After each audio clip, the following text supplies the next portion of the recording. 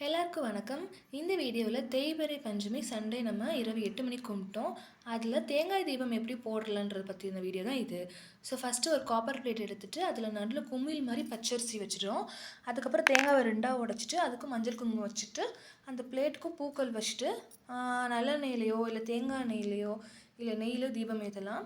நான் அன்றைக்கி நல்லெண்ணெய் யூஸ் பண்ணி ஏற்றலான்னு சொல்லி ஏற்றிருந்தேன். நிறைய பேர் சொல்லியிருந்தாங்க வீட்டில் தேங்காய் தீபம் போடலாமா இல்லையான்னு சொல்லிட்டு இருந்தாங்க. பட் நான் வீட்டில் போட்டேன். ஏன்னா இங்கே பூனேயில் பார்த்திங்கன்னா வாராகி அம்மனுக்குன்னு தனி கோயில் எதுவுமே இல்லை. அப்படியே இருந்தாலும் கிட்டத்தட்ட ஒரு 3 hours ஆச்சு ட்ராவல் பண்ணி போகிற மாதிரி இருக்கிறனால நம்மளால் அது போக முடியாது இல்லையா. ஸோ வீட்டிலே அம்மாக்காண்டி ஏற்றியாச்சு.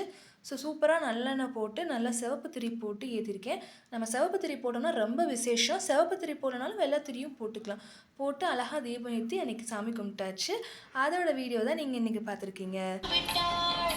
வாராகி வந்து விட்டாள் அம்மா வாராகி